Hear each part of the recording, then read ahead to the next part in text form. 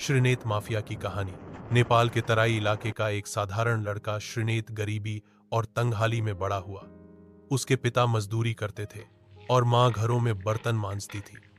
लेकिन श्रीनेत बचपन से ही अलग सोच रखता था। उसे छोटे मोटे काम से संतोष नहीं था, उसे ताकत और पैसा चाहिए था। शुरुआत गांव में जब पहली बार उसने एक छोटे से जुए और शराब के अड्डे पर कब्जा किया तो लोग समझे यह बस एक लड़के की शरारत है।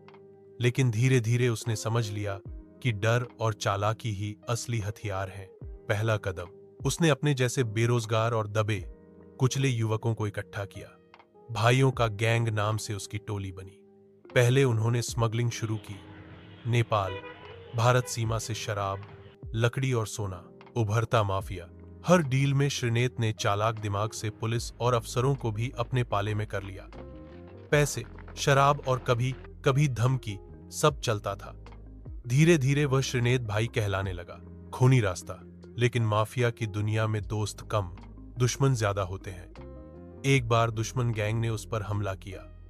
उस दिन के बाद श्रीनेत का दिल और कठोर हो गया। उसने कसम खाई कि दुश्मन का नाम निशान मिटा देगा। और ऐसा हुआ। कुछ ही महीनों में पूरा इलाका श्रीनेत के नाम से कांपने लगा। सत्ता से रिश्ता। श्रीनेत इतना ताकतवर हो गया कि चुनाव के समय नेता उसके दरवाजे पर आते। उसकी मदद के बिना कोई वोट जीत नहीं सकता था। अब वह सिर्फ माफिया नहीं बल्कि अंडरवर्ल्ड का राजा था। श्रीनेत की कमजोरी। लेकिन हर माफिया की एक कमजोरी होती है। श्रीनेत की कमजोरी थी उसकी छोटी बहन। वह चाहता था कि बहन कभी उसकी इस दुनिया को न देखे। पर जब उसके दुश्मनों ने बहन को निशाना बनाया तब उसकी जिंदगी का सबसे बड़ा युद्ध शुरू हुआ।